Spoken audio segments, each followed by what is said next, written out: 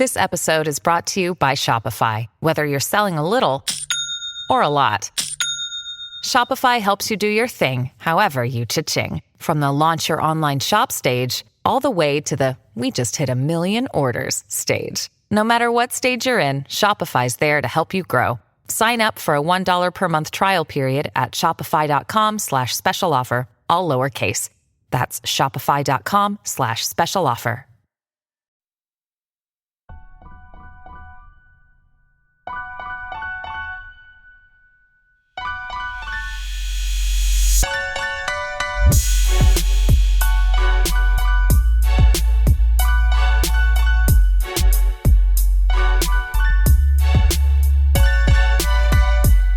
What's up, guys? Welcome to another episode of Bro History. It's Henry Zamota and Danny Abdel-Jabbar. What's up, man? Chilling, man. As per usual. How about yourself? I can't complain. It's been a while. I know. Yeah, we took a little impromptu break there, didn't we? Yeah, well, we both had family stuff going on. Yeah, that's definitely true. But we're back, I guess. It happens. There's plenty of podcasts out there that you guys can listen to in the interim between our episodes when we take extended breaks. But what has it been, 2 weeks? It's not that bad. Yeah. I think this episode is kind of just like going to be a warm-up episode to get back into the swing of things. It's going to be a little looser than our normal episodes, I think. Yeah, well, today, I wasn't really sure what I wanted to speak about. I know what I want to talk about today, but I've been having a hard time expressing it. So we're going to go in hot water. I already know that. I think everyone who listens to this show knows that neither of us have any prejudices against anyone. It's just to give the heads up. And of course, there's going to be people who take things out of context, which I'm sure will happen. But disclaimer, neither of us have any prejudices against anyone. Have to give that disclaimer. Yeah. The first thing, what's been on my mind, and I'm glad we didn't do this episode yesterday because I was more emotional over the past 2 days over what happened to these aid workers in Gaza. Yeah. So that, at this point, I have a hard time following this war just because of the sheer brutality of it. When I'm on Twitter or whatever social media site or Telegram and I scroll and I see like a Palestinian kid burnt with third-degree burns all over his body, or when I see a father crying over his son or his daughter just in like utter shock and pain, I'm just, I can't watch it. It literally just breaks me inside. Yeah. Because I immediately just see myself and I see my son. Like whenever I see a dead child in Palestine and like a grieving parent, I just see myself in that position, and it's much. I just couldn't imagine. It's the worst thing in my lifetime I've ever watched from a distance. Thank God it's from a distance and we're not actually living through it. But it's the worst, most horrific thing I think I've witnessed as like a observer. And yeah, there's been other atrocities, and the war in Yemen was an atrocity, genocide, with hundreds of thousands of human beings and especially children dying. But this one, it just there's just more of it in your face. There's more photos of grieving parents and children who are suffering. Like I just can't. I don't think any normal person can watch like a child with their arms blown off, or in a hospital bed just covered with burns, or like a kid looking for his family or that's dead. Like I mean, like you can't. but at the same time, you need to bear witness to it. I feel like you do need to bear witness and not be a person who puts your head in the sand of what's going on. And I mean, I kind of had the similar reaction to when October 7th happened. I just thought it was just, terrible. It was hard to watch.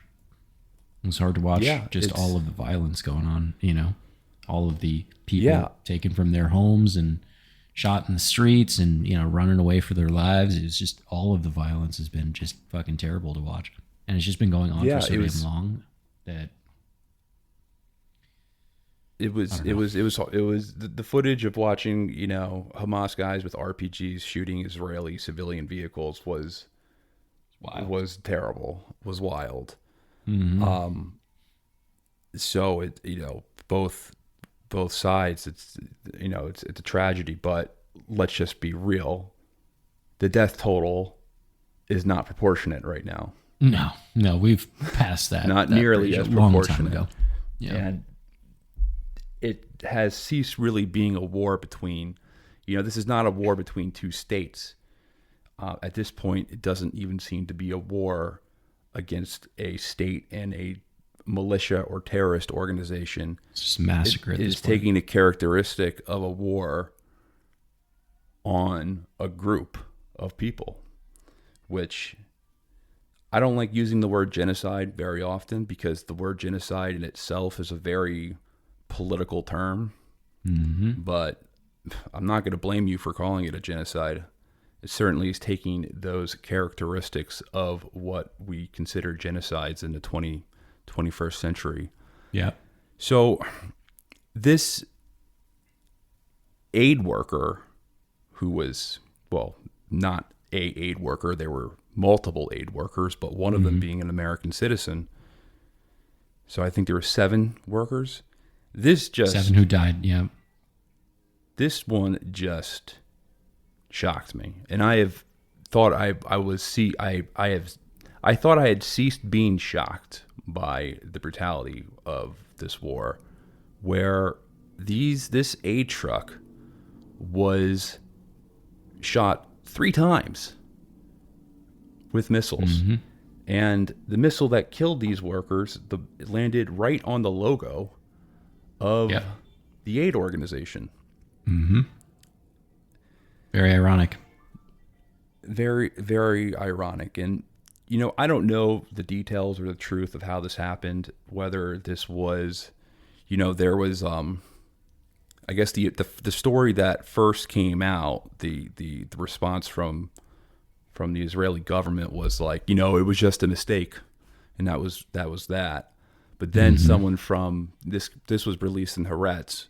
Someone from the Israeli military said, "Nah, you know what happened? It was just, no one really. There's no structure in the military right now. Every commander is just making their own calls, and there's no one calling the shots from above. So people are just taking, Israeli commanders are just taking things into their own discretion. They're just shooting anything that's moving. They're just shooting. They're making their own call. Looks suspicious, or I don't like the look of it, or it just makes me a bit uncomfortable. We're going to shoot it." I don't know what the truth is or what exactly happened.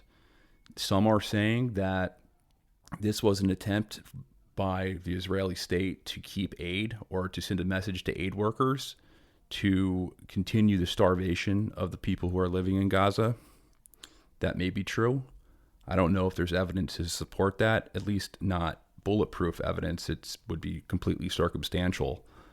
However, again, I wouldn't blame you for thinking that. But this one took the cake because there's just no accountability. And the reason why it bothers me, especially, is because the United States has unconditional support for Israel. Does not matter what it does. Right. So here's a situation where 7 people died, tragically, all from Western countries. So Australia, Britain, Poland, I think Canada, maybe the U.S. Canada, the U.S.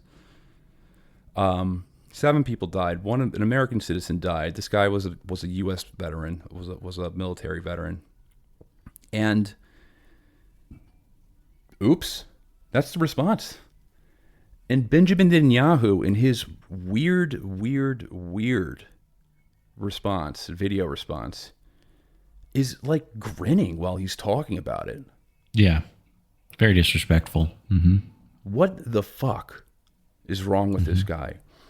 So I don't know what the story is. I'm not gonna, we're not here to talk about, the details of this and come up with some speculation about what happened. Or it's very easy to go down that rabbit hole, man, because like I was very shocked by that one aid convoy that got, just sprayed, where like 100 Gazans died going, to pick up aid from the aid trucks.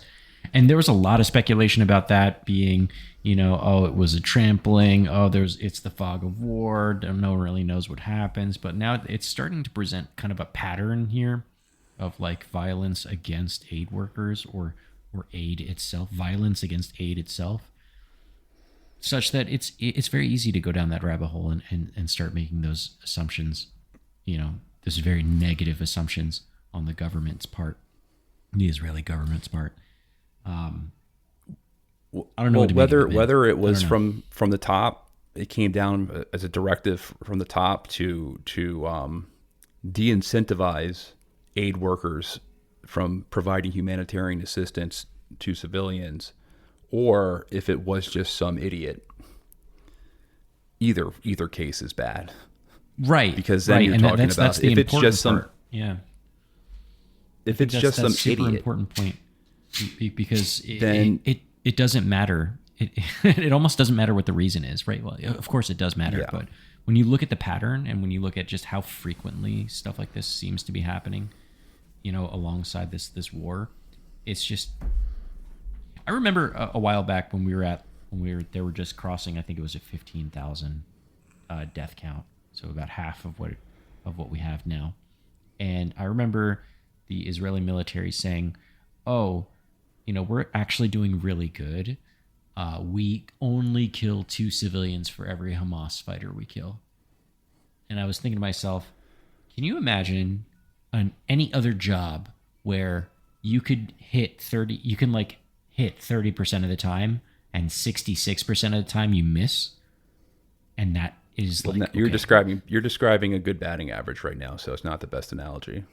Well, a good batting average for like baseball, but when it comes to human lives, come on, come on. Imagine if you were like a surgeon and you're like, yeah, I 1 out of 3 of my patients survive my surgeries. It's crazy. That's crazy. It means you're not doing a good job.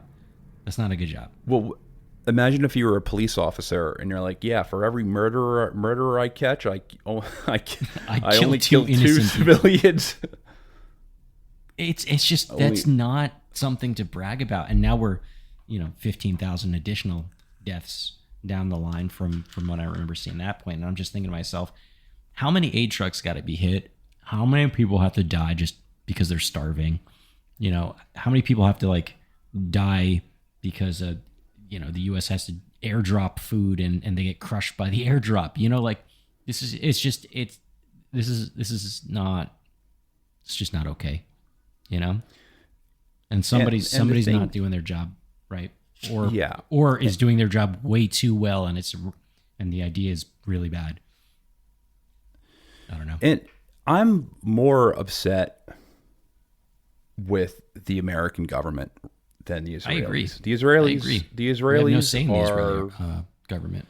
The Israelis are hypnotized by the spell of intense nationalism. So there's no reasoning there. Right. They believe that they need to do this in order for their state revival, their state's survival. Yeah. However, the United States, I'll tell you, I don't think a single president, maybe Trump, but prior to Trump, I don't think a single American president wouldn't tell them to stop at this point.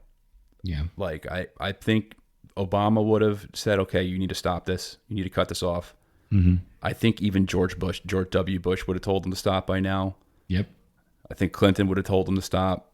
Definitely George H.W. Bush. H.W. Ronald Reagan did. Yeah. Ronald Reagan did tell them to stop when they were doing this to Lebanon. So the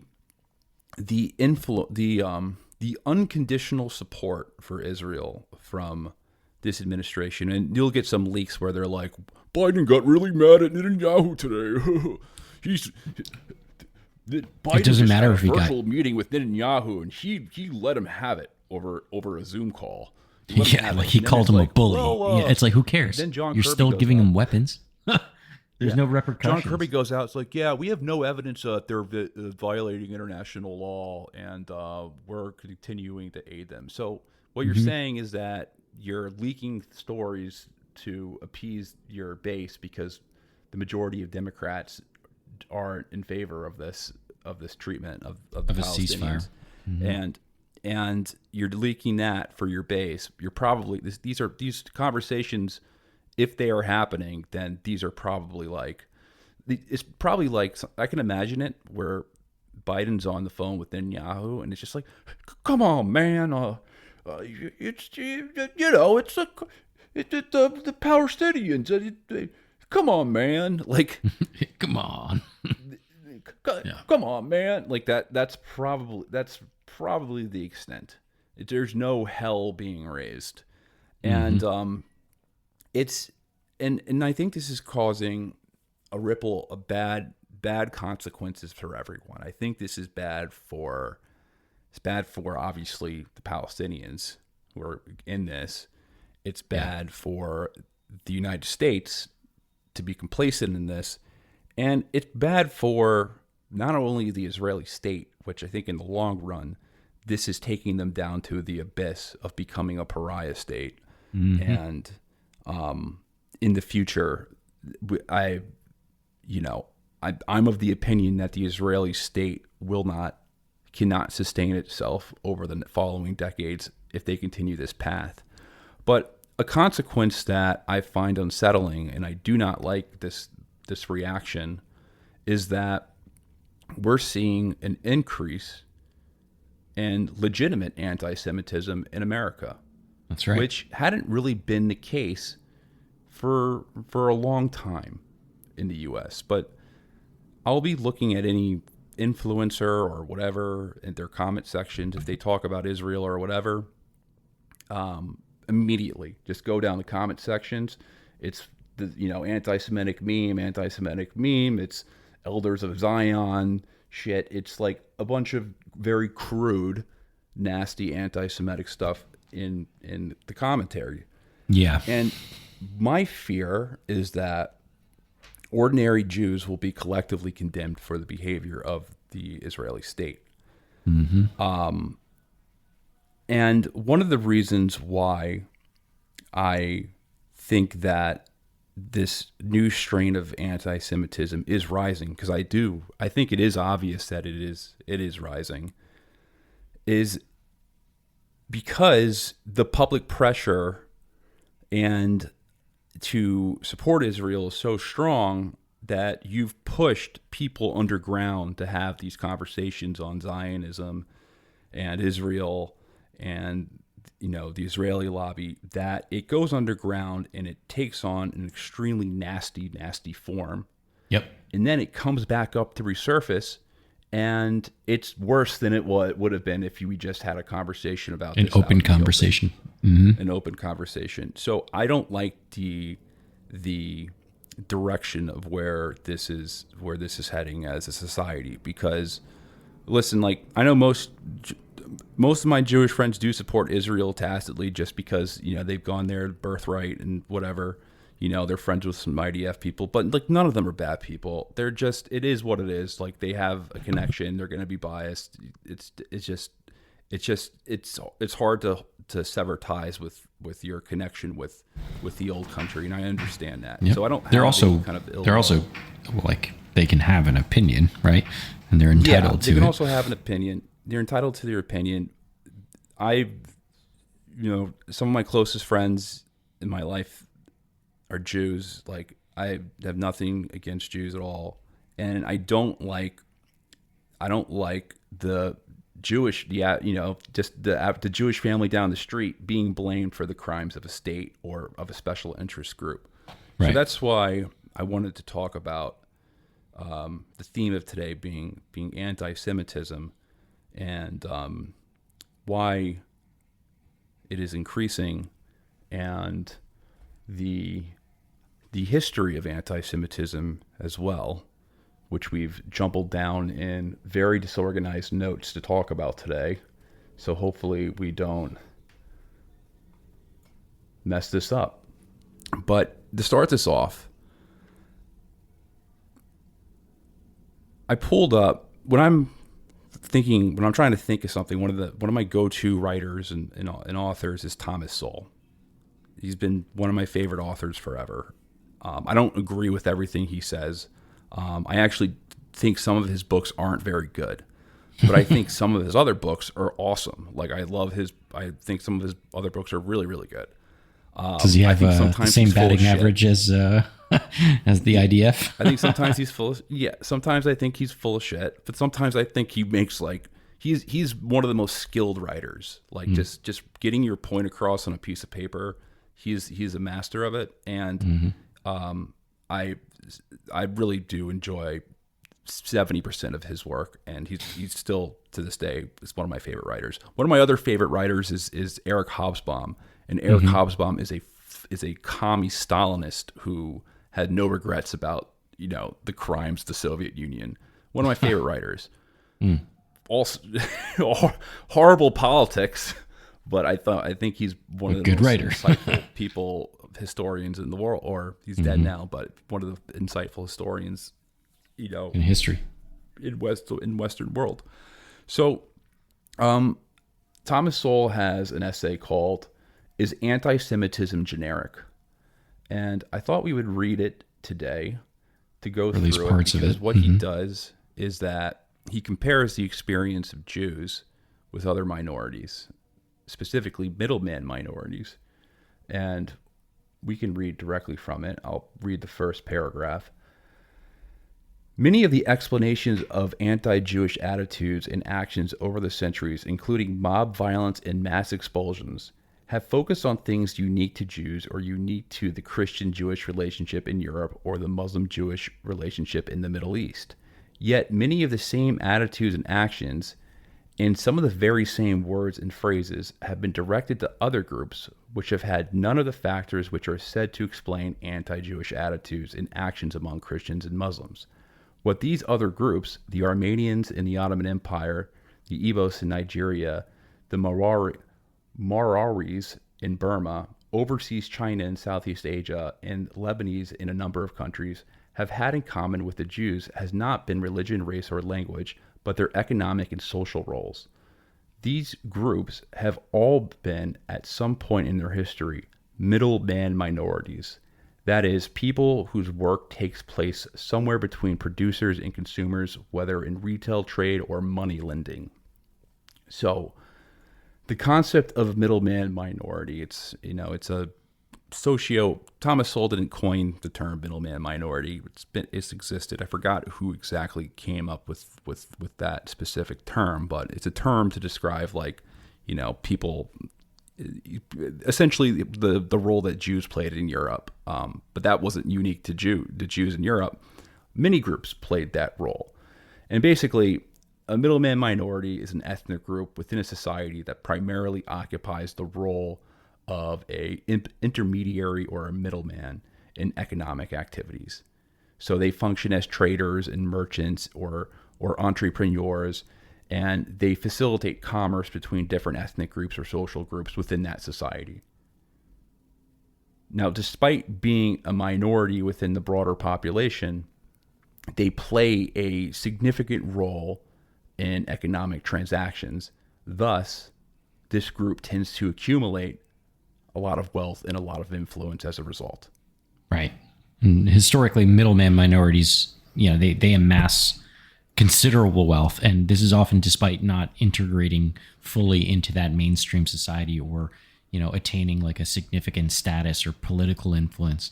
And these communities possess a pretty remarkable capacity to to gain wealth beyond what the average native populations would be able to achieve where they reside. And but this prosperity that they have, it doesn't come without challenges.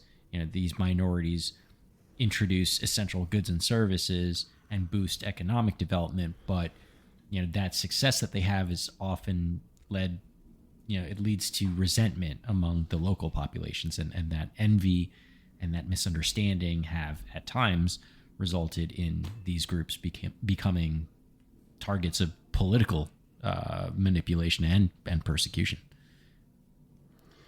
Yeah. So examples. So Thomas Sowell lays them out. So there's the Chinese in Southeast Asia. There's Indians in East Africa. There's Lebanese in West Africa and Brazil. Even German settlers could be considered. German settlers. Germans settled everywhere in the 19th century. All across Europe and obviously the United States, and also in South America. They served that role in some communities. And of course, the biggest example are the Jews in mainly Eastern Europe. Mm-hmm. For example, the Jews played saying the Jews makes you seem like a fucking nut, right? Yeah, seriously. The Jewish communities, right? Now at this point. So Jews played a significant role as middlemen in the Polish-Lithuanian Commonwealth. So they were intermediaries between Catholics and Eastern Orthodox Christians. And they were granted certain rights and privileges by Polish kings, such as the right to engage in trade and lending money and acting as intermediaries between these different communities. Yeah, that's a pretty good example. But maybe we can take a step back and just kind of talk about how Sowell describes these middlemen minorities, because I think it's important to show how he points out how they start their journeys at the bottom and then they work their way up over time. They don't just immediately become rich and famous and stuff like that. So he describes how middlemen minorities often, they start off as these merchant peddlers, with like a pack on your back or a little push cart or something, selling wares here and there as they go about. And later, these peddlers would graduate, so to speak, to owning a little retail shop and then potentially move up from there. So some examples that Sowell gives, he writes, and I'll quote, "A similar pattern of petty retailing could be found among the Lebanese in Brazil and among the Chinese in Southeast Asia, as well as among other middleman minorities in countries around the world. In their early stages, these shop owners often lived in their little establishments. At one time, Lebanese storekeepers in Sierra Leone simply slept on their counters at night. In India, the Marwaris were often missed by census takers because they did not live in any residential neighborhood, but in their own little shops in the business districts. In America, Jewish storekeepers often lived in the back of their stores or over the stores, as Milton Friedman's family did." Yeah, so where I used to live in Manhattan, I lived across the street from a laundromat, and I'm pretty sure the Chinese family that owned it lived there too. So I would walk in there, and they'd be sleeping. They'd have lawn chairs, and they'd sleep on them as they'd use them as beds, like during the day. And yeah, during a break, and all their kids were there too. So that's something that maybe you primarily see in big cities like New York, but I think lots of communities have that. Yeah. Yeah. But I mean, that's kind of like the aesthetic that Sowell is providing. But I'll take the next passage. So, what has been remarkable about such groups has not been simply their eventual prosperity, but the utter poverty from which their prosperity arose over the years of generations. People on welfare in America today live better than immigrant Jews did on New York's Lower East Side. A 1908 study, for example, found that about half the families on the Lower East Side slept 3 or 4 people to a room. Nearly 1/4 slept 5 or more to a room, and fewer than 1/4 slept 2 to a room. During the same era, Chinese immigrants typically arrived in Southeast Asian countries in similar rock-bottom poverty. According to Victor Purcell's landmark study, the Chinese in Southeast Asia, immigrant Chinese arriving in Indonesia, usually brought nothing but a bundle of clothes, a mat, and a pillow. It was much the same story with Lebanese immigrants to colonial Sierra Leone, and in later era Korean immigrants and Vietnamese refugees to the United States. These and other similarities among the middleman minorities in countries around the world have caused the overseas Chinese to be called the Jews of Southeast Asia, the Igbos to be called the Jews of Nigeria, the Parsis to be called the Jews of India, and the Lebanese to be called the Jews of West Africa. What is chilling is what other things these groups have been called. Parasites has been another epithet applied to middlemen minorities because as retailers or moneylenders, they do not produce any physical product but are simply intermediaries between manufacturers and customers. Bloodsuckers is another epithet expressing the notion that middlemen minorities do not add anything to the wealth of a community or nation, but simply manage to extract a share of the existing wealth for themselves at the expense of others. This charge has rung out against innumerable middlemen minorities, from the villages of India to black ghettos in the United States. So, what Sowell is doing is pointing out the obvious that this sort of discrimination against these groups is universal. So, if you ever look into like the discrimination that the Chinese get in Southeast Asia, it's pretty nuts. Like there's I don't know what state it is. I think it might be in Malaysia. There's some like I probably should have came prepared for it. Sure. One of these is Malaysia. They have some like outward like just like anti-Chinese laws. There's a lot of discrimination against Chinese people in like the rest of Asia. I know in Japan there's a lot specifically. In Southeast Asia there's a lot where they're not treated or nicely. But an example of this would be so in 1998. So and this is something I don't recall because I was too young, but there was in Indonesia, there was these widespread riots for about a month. And these riots, ethnic Chinese were specifically targeted. Mm-hmm. So all these Chinese-owned businesses and properties were looted and destroyed. There was like serial rape of Chinese women. And I think when the death toll came out, over 1,000 Chinese people were killed in these riots that lasted over a month. So I mean, these were basically like pogroms that were going on in across Indonesia. And this was in response to economic problems, and the blame was put on the Chinese immigrants there. Mm-hmm.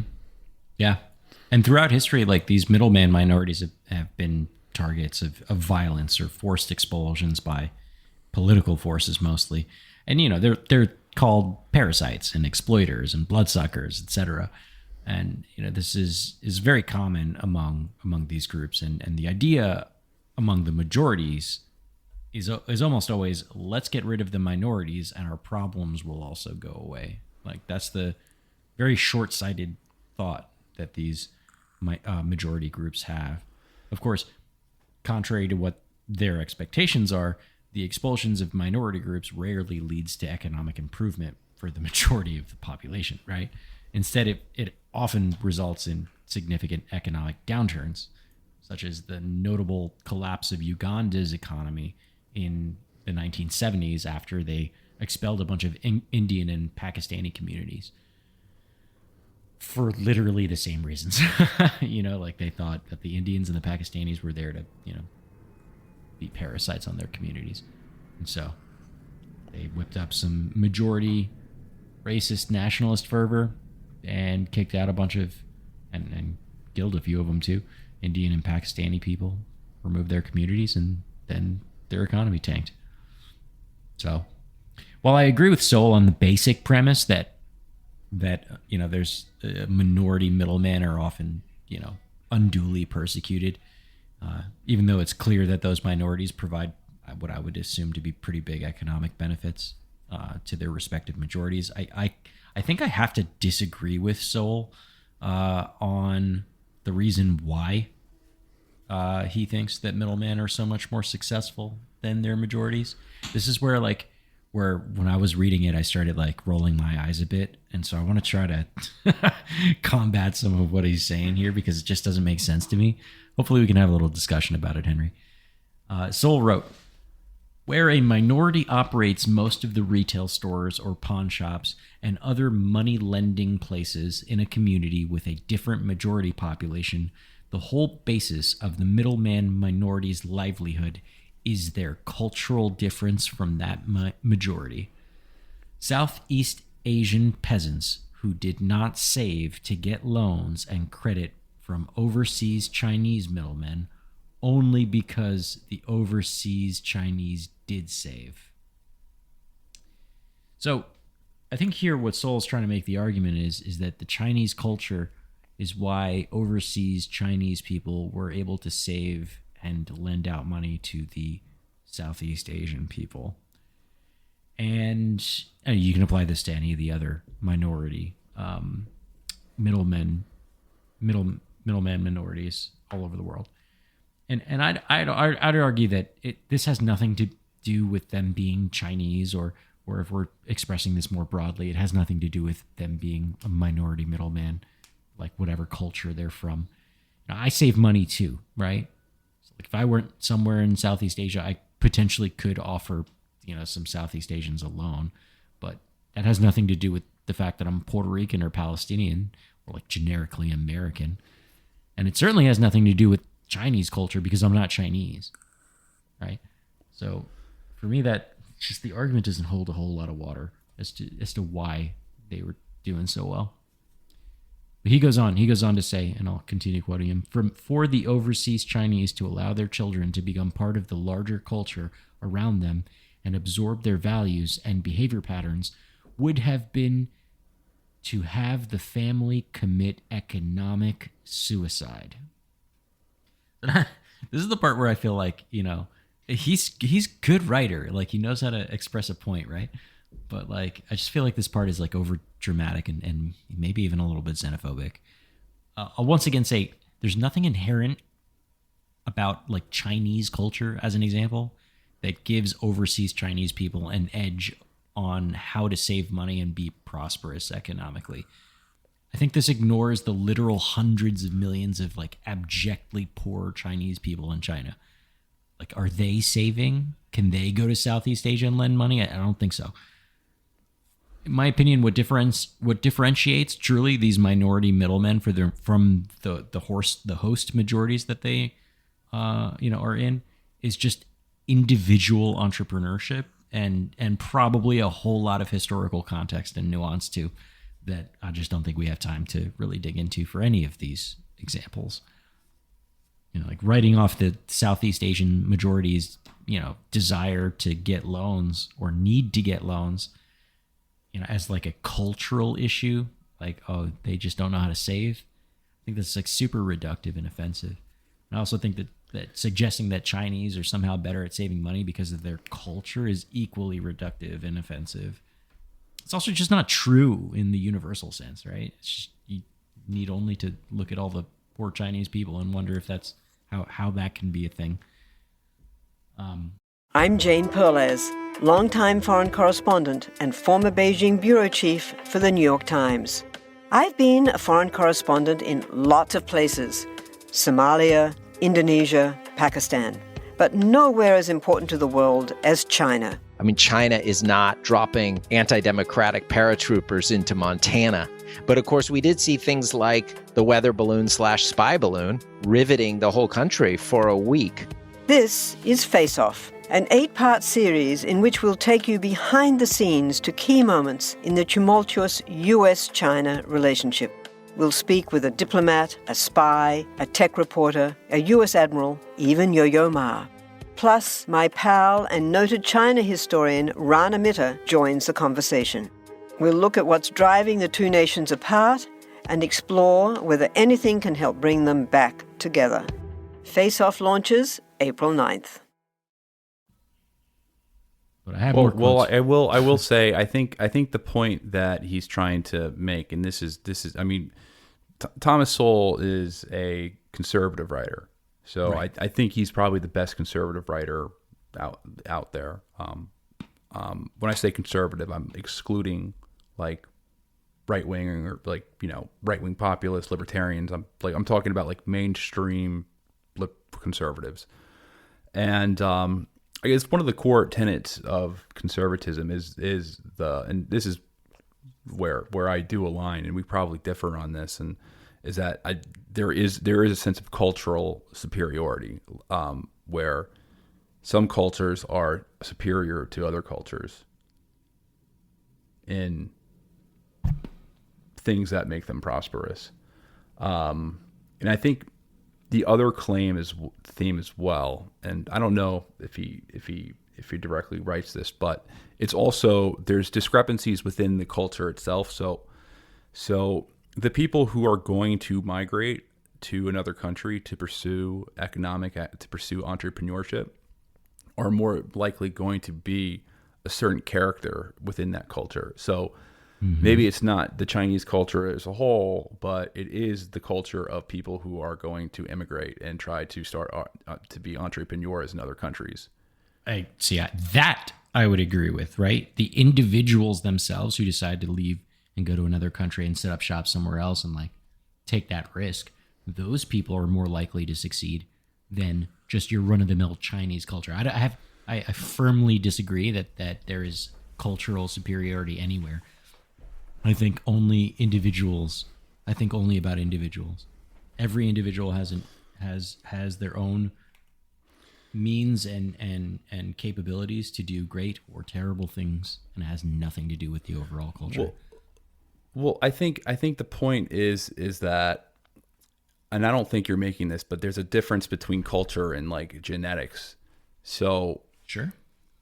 If there are widespread discrepancies between two groups, you have to look at, if we don't want to go down the race rabbit hole, then we have to apply, okay, so what makes this group successful? Cultural differences is the most logical explanation. No, I think cultural differences seems to be the simplest way to describe the differences, but oftentimes, and especially in science, a simple answer is often the worst possible answer, right? It ignores so much cultural and historic and, you know, just frankly, you know, economic nuance and history that it tries to lump in, it must be the culture. It's reductive. It's the Chinese, in the example of the overseas Chinese in Southeast Asia. Sowell's trying to argue that the Chinese culture somehow gives these overseas Chinese people the edge over the Southeast Asians. That something about their culture is what creates the context and the chutzpah among these overseas Chinese people to succeed where the Southeast Asians failed. That's just not true. There are plenty of people that are fully within the Chinese subculture. I would even argue the majority of people in Chinese culture are abjectly poor. Abjectly poor. Like poor beyond what we are even used to as poor. So it's just like categorically untrue, in my opinion. He gets back on track though, as he writes, in my opinion though. So, you know, I'm just disagreeing fundamentally with the conclusion that middlemen minorities somehow, as a matter of economic necessity, need to maintain a separate culture from everyone else, right? Because he writes, the economic necessity of maintaining a separate culture has meant not only a social separation, but also resentments of that separation by the surrounding community. Resentments that could easily be whipped up to political hostility or outright violence by suitably talented demagogues. What he's saying is like he's arguing that the people who go there and that are successful feel like they have to maintain a separate culture because that's the only thing that separates them from, you know, the people that aren't succeeding. And then if they assimilate that's akin to economic suicide, like he writes before, which I think is just ridiculous. But what he's correct in saying is that resentments against specific people and specific minority cultures are whipped up and become political hostilities and violence by demagogues. That is entirely true. I agree with that. So that's why I find it really strange that he would argue, that it's a cultural reason, but also the cultural reasons are why people want to kill each other. It's crazy. It's dangerous to say, in my opinion. It's entirely possible for anyone to assimilate to a host culture and retain sound economic discipline, just like it's equally possible to hold on to your own culture and just shit the bed economically. The issue has nothing to do with culture, in my opinion, but rather individual qualities that are exhibited by people who end up in these middlemen minority situations around the world, and more specifically around the roles that they take on in those host countries. And those things, I think, have a much bigger impact. So how would you explain how would you explain vast disproportions in wealth between different ethnic groups if it's not culture?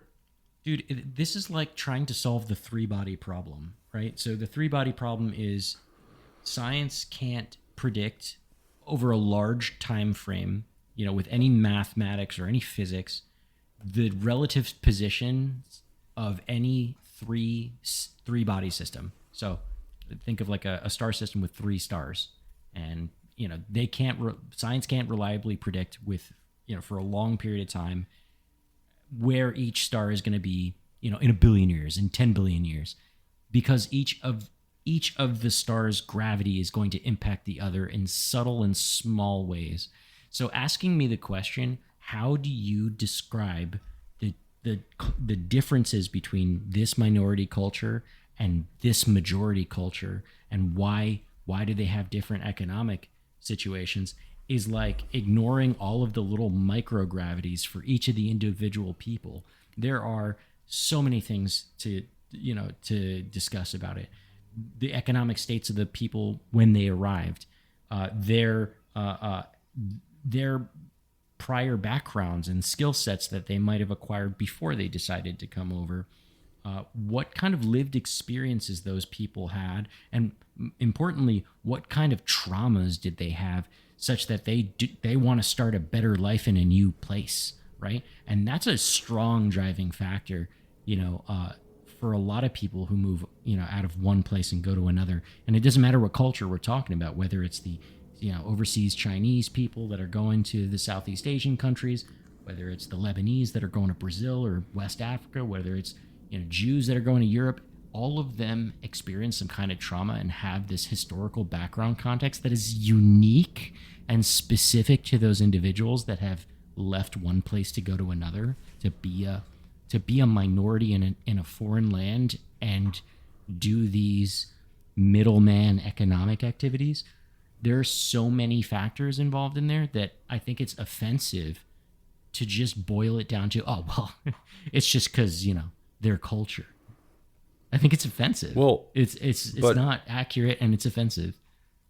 So how would you explain?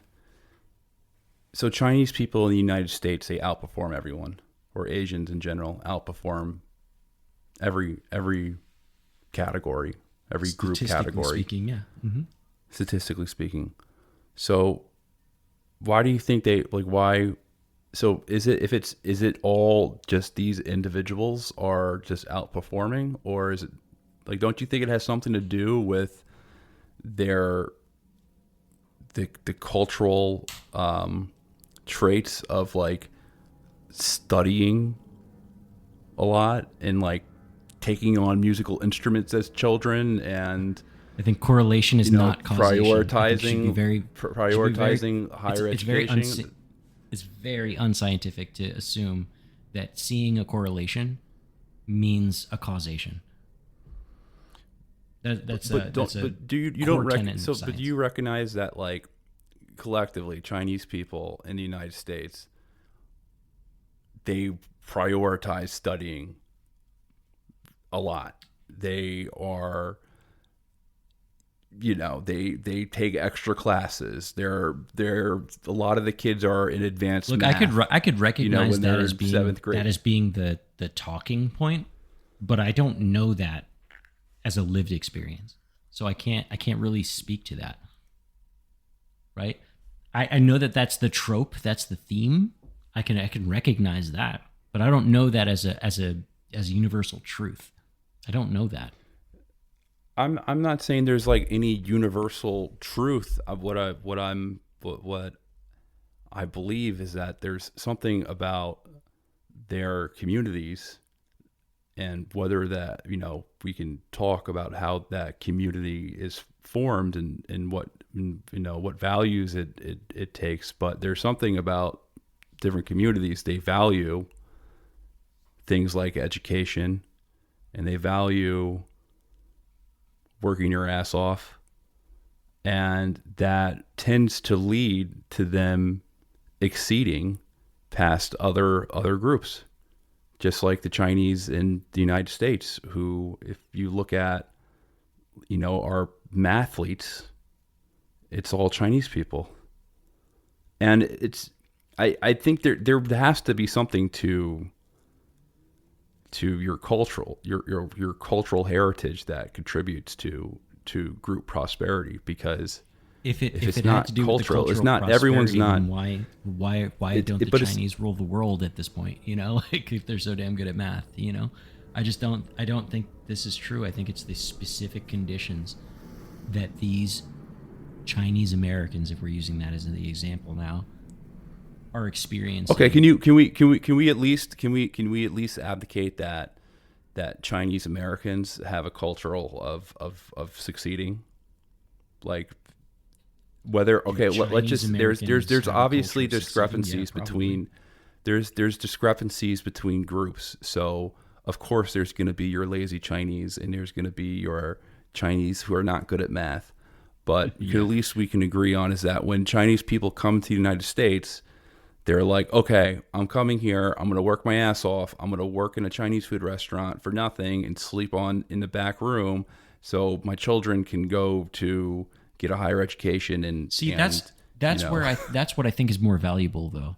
It's not the fact that they're Chinese. It's the experience of coming from one place to another and feeling like I have to work my ass off. But that's culture. That's part of your culture. It's not. But it has nothing to do with the people, the group of people that you're from. It's not Chinese. We're not. It's not. But Asian, the point is, it's not Indian, the people. It's the human being, right? So if you're talking about a group of Americans that have existed in the United States for many generations, and you're then comparing it to a group of literally any other minority group who came from a hard place to find a better life in the United States, then they're going to have a stronger motivation, personal motivation to do better. And those people, when they do even a little bit better and have children, they're going to prioritize the things that are going to give their children the best chances at that same success, or even better chances.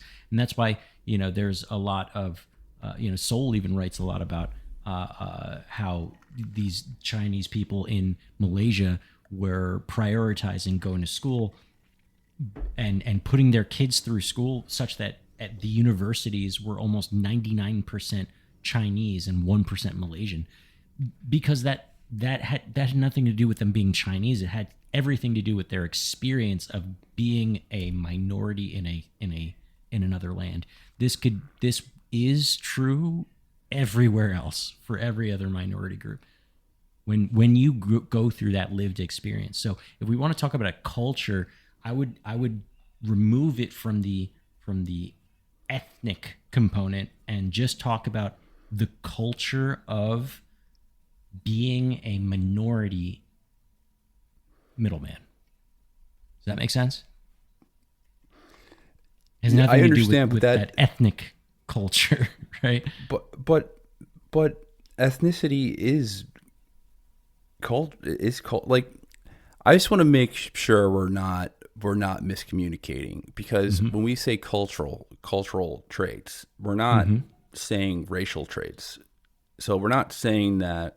But we're grouping them based on. But the thing is, I agree with you. But we're grouping them based. You're grouping them based on ethnic traits. Yeah, because there are traits between ethnic groups.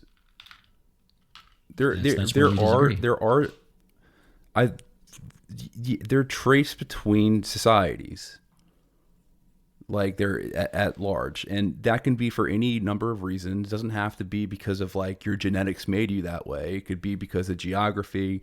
It could be because, you know, people who live next to the sea, like the British, they were able to conquer the world is because they were seafaring people and they were an island nation. So they developed a culture that prioritized naval warfare, giving them an advantage in sea trade. And they built the world's largest and most prosperous empire in the world. Right, and those are circumstantial. Because they were genetically, because it wasn't because specifically exactly. they spoke English, but it was because they lived near the sea. Or because they were white or something like that, right? No, I agree yeah. with you. I agree with you. But what I'm saying is people like Sowell try to have it both ways. They try to say that culture is abject from it's like apart from these ethnic or genetic, you know, predispositions, but at the same time still try to group cultures around genetic and ethnic. No, but he doesn't do that. So just let me give you some context. Thomas Sowell is a black guy from Harlem. I know he's a black guy from Harlem. That means nothing. I'm saying his arguments aren't correct. His writing, but I'm just saying where he's coming from. Like he's not he comes at his conclusions not based off any type of like racial characteristic or just, you know, you're superior just because you are from China or whatever. He comes to his conclusion by deriving all the unique factors that impact cultures. So we did an episode using a Thomas Sowell essay about geography and how geography shapes societies. Mm-hmm. He uses that in his analysis, in his assessments. He's taking into account, okay, like, you know, the reason why people from, you know, the Scottish mountain highlands are great soldiers is because people who lived in the highlands in Scotland had to be tough to live there because it's a tough environment. So they, you know, those people were part of the elite units in World War I. Because they were just rough and they were rough people, and the reason they were rough wasn't because like, oh, just all the rough people decided to move there. They were rough there because their society, their communities lived in a harsh fucking place, so they were naturally just tougher. So those are the assessments that he's making. I don't think he's trying to say that one group is better just for the sake of that one group being better. It's more so he's taking like, you know, he's saying that, yeah, cultures exist. Maybe in this essay he's not explaining the differences in cultures, but in his body of work he clearly analyzes like what shapes cultures and why cultures take on different characteristics. You know, there could be a explanation, and he doesn't necessarily say the Chinese are better. He's really grouping the Chinese who immigrated to Southeast Asia. Well, I mean, he's saying of the Chinese that they'd be committing economic suicide by assimilating to the wider culture of their host country. That's pretty much saying, without actually saying, that the Chinese culture is better in some way. At least economically, it's better. So, he's making the argument that Chinese culture is better economically than Southeast Asian, which I just don't think is. So, all right, let's use another example, and we're getting off our main topic, but this is I feel like this is entertaining. Yeah, I have a whole section. I have a whole section on that we're probably not going to get to, but we'll probably just tackle this in another episode. So, do you consider? Do you think that there are backwaters on Earth? What do you mean? Like, would you consider? All right, let's just use Afghanistan as an example. Would you consider the Pashtun Mountains as a backwater of society?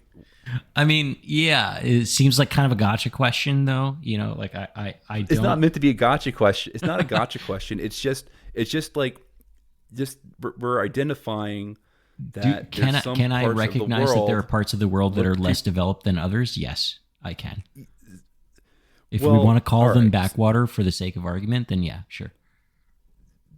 backwater. I don't know if that's offensive nowadays or what, but It let's might just be. say So that's kind of the point I'm trying to make. Right? Frontier. Let's just call them frontier societies where they're off the grid. Okay. What about Let's just say if a bunch of people moved to Afghanistan and then started taking on the culturalistic traits of the Taliban, then I don't know, maybe they'd probably lose a lot of things that would help them in prosperity terms. So I don't think I'm so, just man. saying I think look, I think it's entirely possible to maybe, this is such a wild thought experiment. This is going to get sound bited, let's use that example. Let's take it forward. I am, I'd like to say that I'm pretty good with money. I am now. I didn't used to be all of my life, but I'm a pretty good saver of money, and I do an okay job at investing my money to make my money work for me. If I were to move to Afghanistan with the resources that I have now and with the knowledge that I have now, I could probably do okay economically in Afghanistan. But primarily in their belong to. Sorry, say that again. But all right, you would do well in Afghanistan, or you probably wouldn't do. No offense, but you probably wouldn't do well in Afghanistan. None of us would do well in Afghanistan. Well, let's talking about like if I had to go there, I would bust my ass. First of all, I would learn the language. That's not a question, right? I would get 5 wives. I would take on 5 wives. Like, if we had to do it, right, I'd understand basic economic principles. Help me there. I would take on a martial sense of capital punishment. So if someone stole, we would chop off his hand. Henry, maybe I would fail, but that's the we would point start burning witches. When a woman committed adultery, we would burn her in the village square. My success or my failure in Afghanistan would have nothing to do with my culture. It would have to do specifically with my ability to adapt to living in I would be the best fucking Taliban member ever. I would go there. I would teach him how to save money. I'd buy a Toyota Hilux. First of all, right? All right, listen. Let's convert all of your things that you use for currency, and we'll put them into we'll get U.S. dollars. I don't think that's possible, but maybe maybe crypto. That's probably the easiest safest way to solution. Yeah, the safe. I guess that's the only solution, right? They can't invest in like U.S. stocks in Afghanistan, right? They can't put money in the SPY 500 or the Nasdaq. Not directly.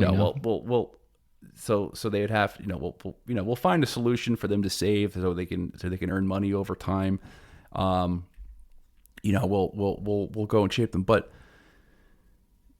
do you see that as coming from American culture, like that those the traits of you being a hard worker and you being good with money? Like, do you contribute anything to? I don't see them as being uniquely shape? American. I think lots of people all over the world have those traits. That's true. I think they're but unique and they're just, it's pervasive across all cultures. There's going to be people like me everywhere, and then there's going to be plenty of people that are not like me. Overachievers. Yeah. There's always going to be people who are overachievers, but in general, there are some cultures that are not as good as other cultures. I just don't paint with such a broad brush, Henry. That's where we disagree. I take people on an individual basis. Okay. Let's agree to disagree for sure on this one. Yeah, we can do. Or maybe we can tackle this in another episode. But that was fun. Where are we on this? I have no idea, but I can only imagine what the comments, what the what the reviews are going to be like for this episode. It's going to be wild. Oh man, yeah, because we're not winning any friends right now. No, there's you know who's going to like this? Chinese people. Yeah, they want us. They want us to fight each other, Henry. They want us. And I almost reverted to a stereotypical Chinese voice. Yeah. So I stopped myself from doing that. Yep. So I'll still remain friends. All right. Where are we? Where are Here's we? a interesting quote that we can end this with, and I think this is just one of the places where I'm not disagreeing with Sowell, and I think he brings up a really good thing, and this will get us back to the anti-Semitism bit. But he makes a point that violence against middlemen minorities is more prevalent and dangerous than any other types of ethnic violence. So he writes, all blacks lynched in the entire history of the United States do not add up to as many people as the number of Chinese slaughtered by mobs near Saigon in 1782, or the Jews killed by mobs in Central Europe in 1096, or in Ukraine in 1648, much less the slaughter of Armenians by mobs in the Ottoman Empire during the 1890s or during the First World War.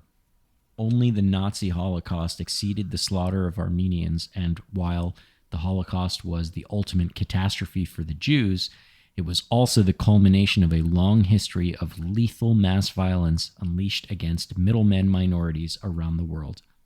Why such venom against this particular kind of minority? Why such violence against groups who are themselves typically nonviolent? Part of the answer may be the role of the middleman minority as such. And in this case, I kind of agree, right? A lot of these ethnic violence, instances of ethnic violence are just people mad at these middleman minorities who are working their ass off and trying to make a living for themselves. And they just literally cannot, they can't get it through their heads that, something that a minority is doing is working and whatever they're doing isn't. And it's hard for them to get that, to make that understanding, Something I never understood, and I still don't get this to this day, is that why money lending is a taboo. Why is it been so why is the crime of use, why I never understood the taboo or poison associated with lending money and charging interest. I don't understand how.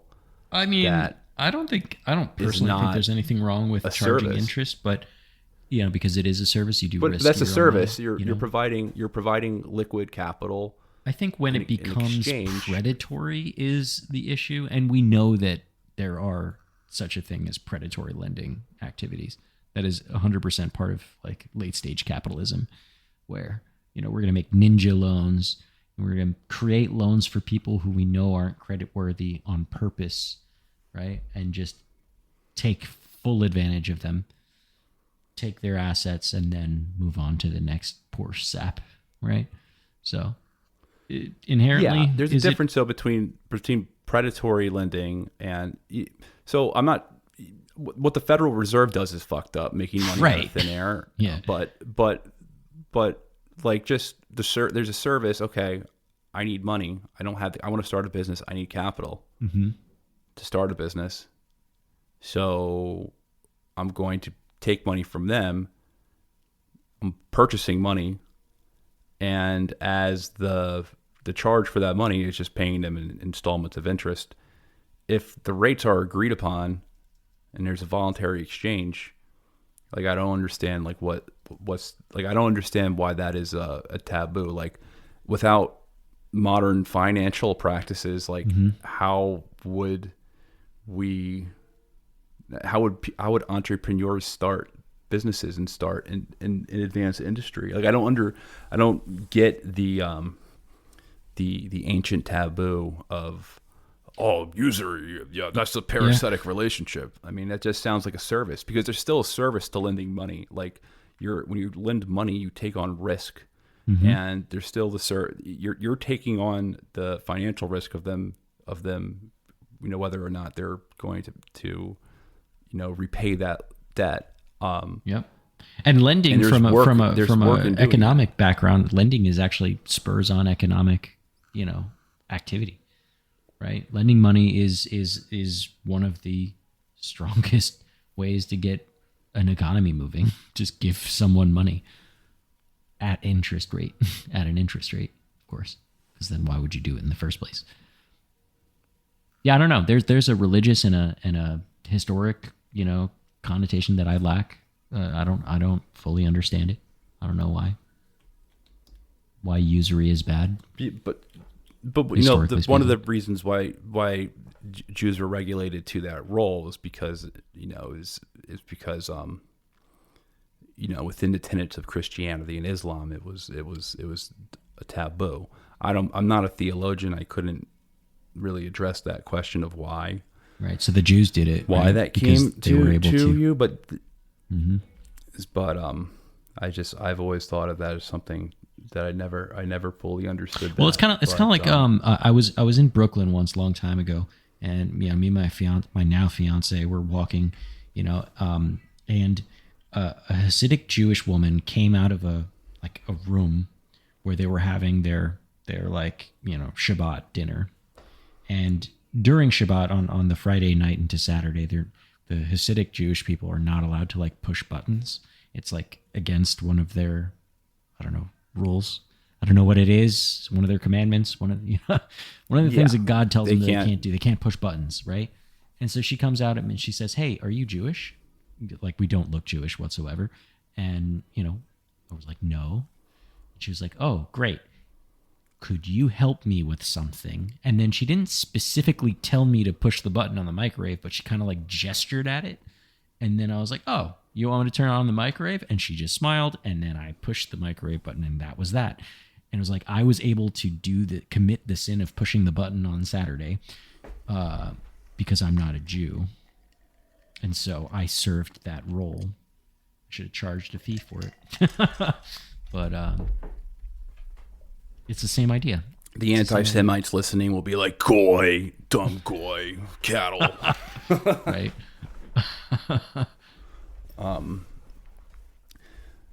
Yeah, it's an interesting dynamic. I do find I am interested in the workarounds to Shabbat and how me too. And how you having the elevators run on every floor. Hire people.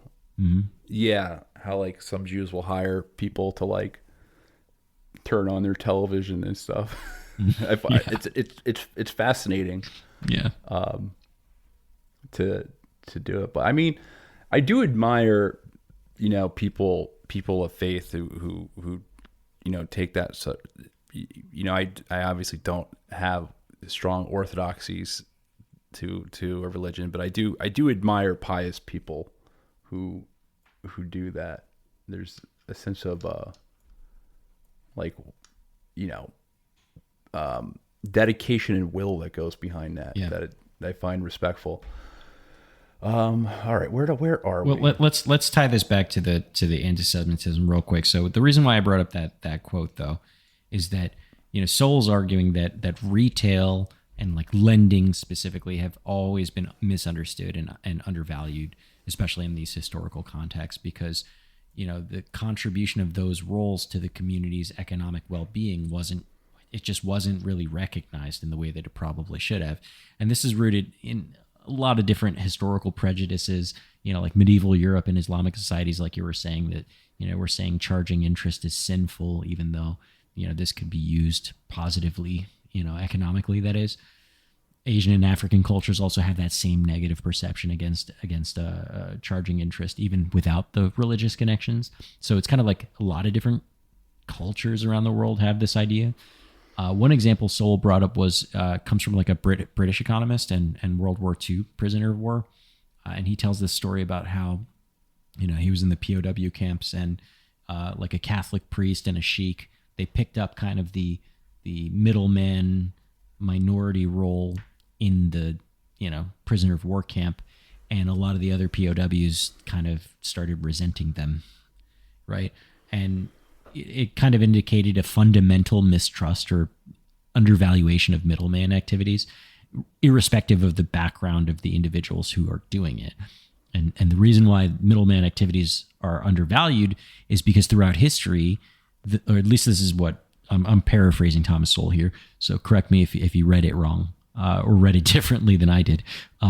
But what I glean from what Thomas Sowell is trying to make out is that the majority of people used to engage in physically demanding work, right? From agriculture in the early days to like factory work, after the Industrial Revolution. But in general, the fruits of your labor were often hard fought. And when those type of people started seeing other people earn a living through what they perceived as less strenuous methods, such as trading goods or that were produced by other people or lending money, they often were envied or resented for their perceived easier path to wealth. And people do this all the time, right? You ever hear the epithet of like, oh, when I was your age, I had to walk uphill both ways in the snow to go to school. Like everyone has that kind of chip on their shoulder about having to have worked harder for what they got than the next generation or than this other group of people. And when those ethnic differences come into play, and especially with, middleman minorities, these kind of resentments can be amplified quite a bit. And the combination of economic misunderstanding and ethnic distinctions provides this kind of platform for societal tensions that easily get exploited by bad actors. You got last one here. Perhaps even, there's another last quote that I'll give. Perhaps even more important is the inherent threat that the middleman minorities present to the egos of others when those minorities begin in poverty and then rise above the economic level of those around them. What are those others supposed to make of what has happened? When people are confronted with a choice between hating themselves for their stagnation or hating others for their progress, they seldom hate themselves. Thomas Sowell for you. Well, I mean, that is a valid point. A lot of ethnic resentment takes on that characteristic of like, oh man, like they're ripping us off. There's never that self-realization. It's like, oh, they're doing better because they do XYZ. A lot of it is just, they for them to get ahead, they have to be like cheating the system somehow. And that's like kind of like a natural human trait or human quality that like we all have to fight. You know what I mean? Like when someone does better, there's always like this kind of natural, like I remember you could feel it when like you play sports. When I was younger, when I played sports, yeah. People would feel this way towards me. I would feel this way towards other people because I'm 6'5", so I'm tall. So obviously I played basketball. You're closer to the rim, man. How come? Cheating. Yeah, so people would be like, "Oh man, like if I was your height," type of thing. And I wasn't like a great basketball player or anything. I was, kind of an average varsity player, but like you'd get I'd get that a lot. And then I'd also think the same thing where, if I was playing, I played baseball as well. Mm-hmm. If somebody was doing a lot better than me, if they were hitting for a higher average, I'd be like, well, if I had a batting cage in my backyard, I'd be hitting at a higher batting average too. Right. If his dad has a batting cage in his backyard, so he gets to hit balls every single day. Like I remember like kind of thinking that type of stuff when I was younger. You always have that like resentment. I think it even happens at work. Mm-hmm. Oh, it definitely happens at work for sure. At work, it's like, oh man, like you can't believe that person got a promotion. Must be like blowing the boss or something. Like it's like fucking politics. I'm busting my ass over here. It's all politics, but sometimes people rarely come to the conclusions like, oh well, maybe that person was just like better at doing the job than I worked really was. hard for that so it's promotion. Yeah, I worked really hard, or it's just like more important to the company than you are. So it's hard to come to that self-realization. So, and that does lead to resentment. Mm-hmm. Do you want to use the example that he uses about Korean business owners, or do you think we have made the point that he's trying to make? Yeah, it's helpful. And so he writes, so, he's talking about how there's a lot of research about, the Korean immigrants that managed to establish small businesses predominantly in African American neighborhoods through, among many other things, diligent work and economic living. And he points out that despite the perception on, these middleman activities that the Koreans were doing, they often endured extensive hours of labor to make those businesses, viable. So despite that pervasive belief within the black communities that, made the case that the success of the Korean and other Asian business owners stems from, some kind of government assistance that hadn't been afforded to black people, was just kind of like nonsense. So he writes about how there was this black official in charge of a state agency that dispenses aid to small businesses. And he recalled being, quote, besieged with claims from a black audience that his agency helped Asian businesses get started in preference to helping blacks. Nothing he said about the preposterousness of the notion that he would do that made any dent on the audience. The cost of believing him was just too high. So it's like this guy, black guy, getting a bunch of heat from other black people saying, oh, you're preferring the Koreans. You're giving the Koreans some preferential treatment. How else could they be making so many businesses and doing so well? Certainly not because they were working hard. They must be getting something. And this also black guy is just like, nah, I didn't do that. And they just, this group, even though he was part of the in-group, they just didn't believe him.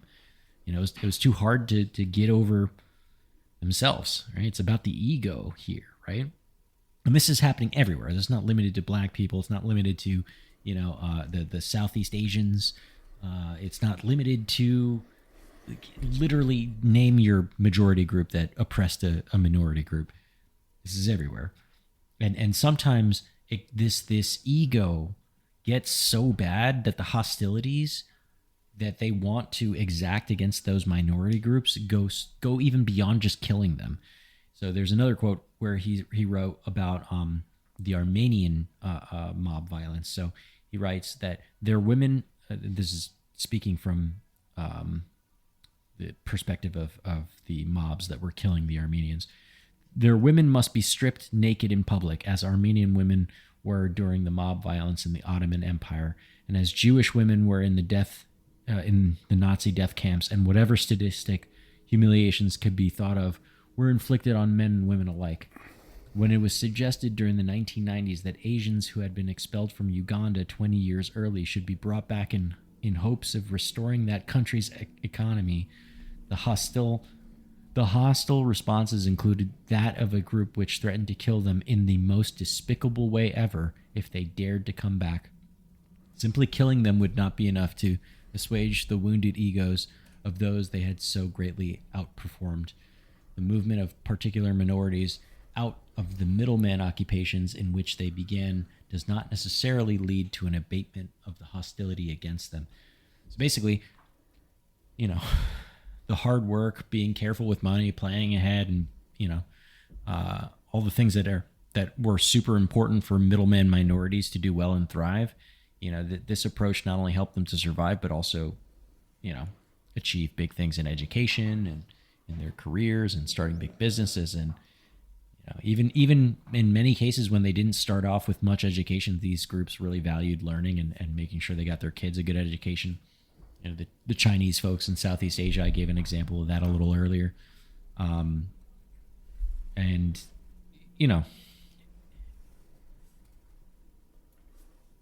I keep coming back to the idea that this is like a unique individual thing, or if we're going to attribute a specific type of culture, it's not an ethnic culture, in my opinion. It's an entrepreneurial culture that is at play here.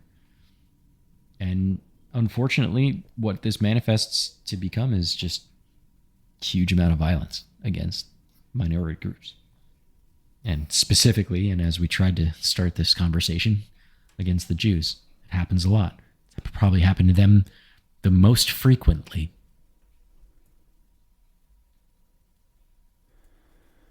Well, it's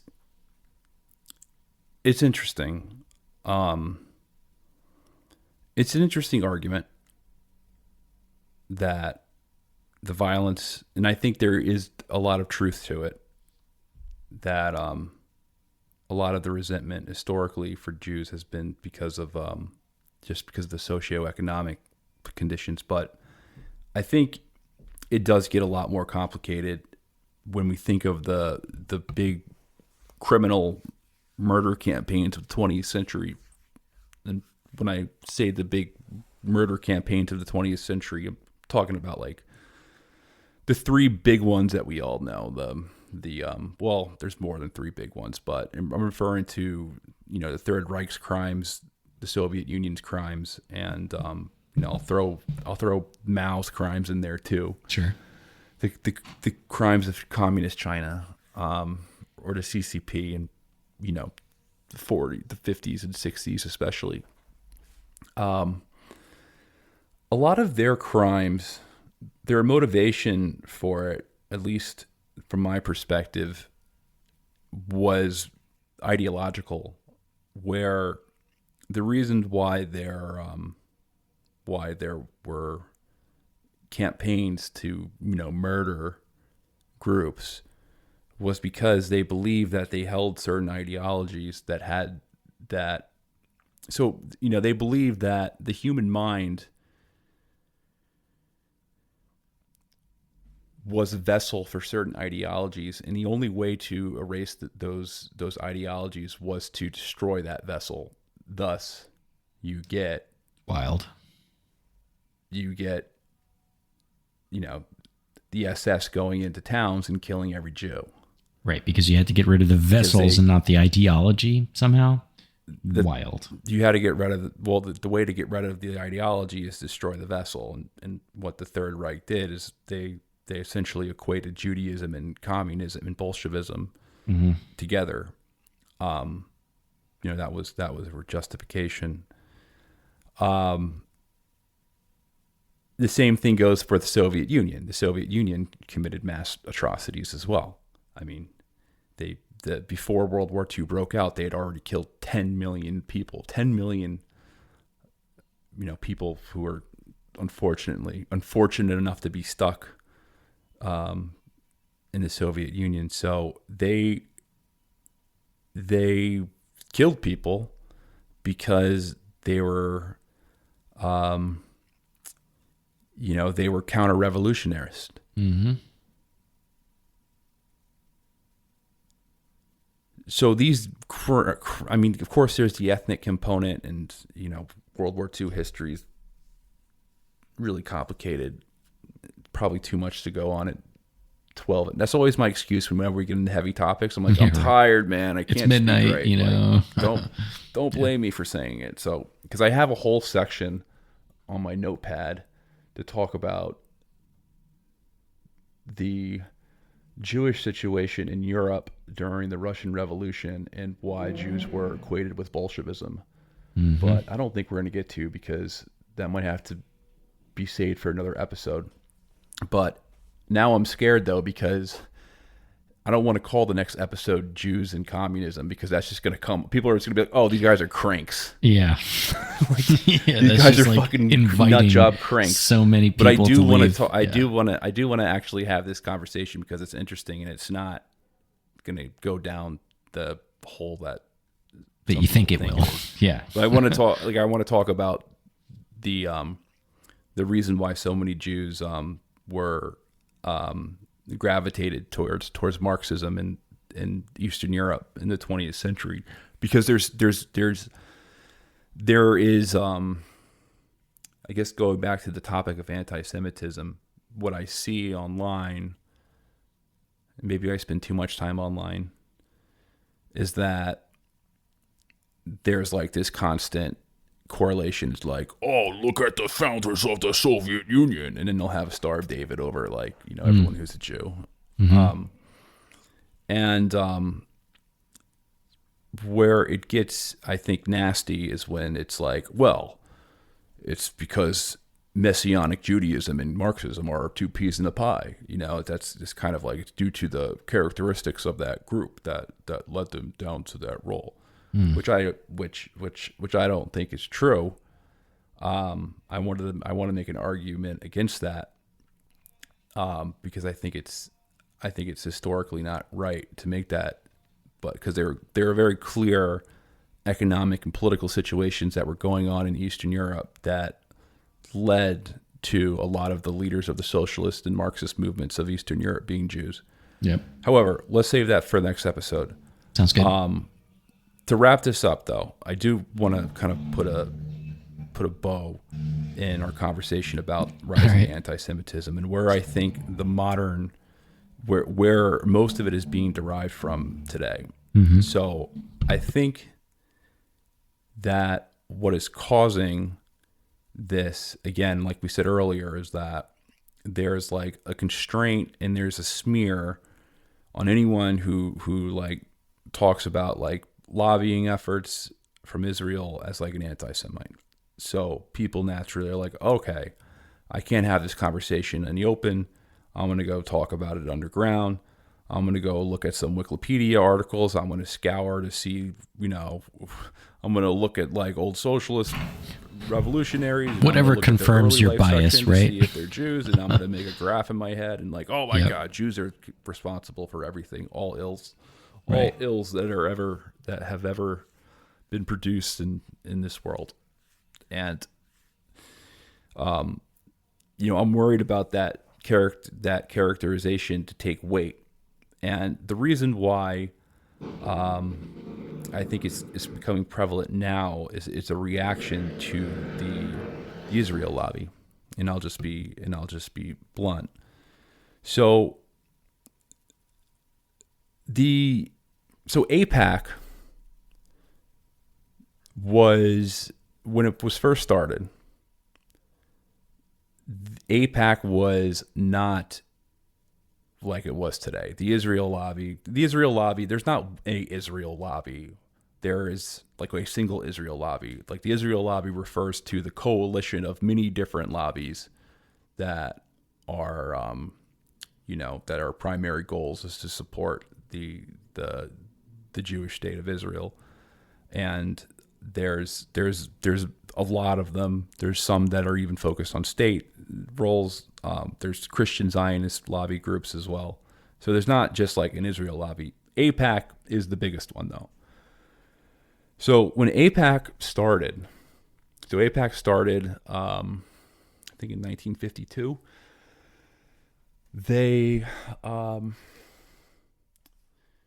so in the early stages of Zionism, and even after the establishment of Israel, advocacy for Israel typically operated very discreetly, and it was reliant on personal connections between influential government figures.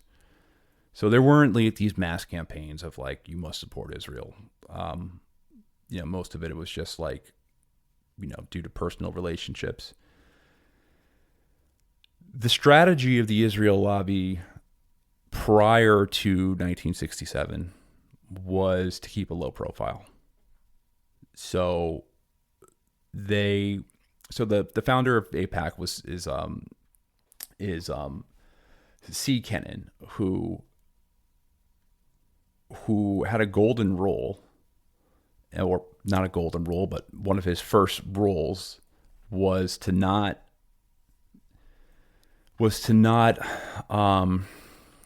work behind the scenes and always avoid taking public stances.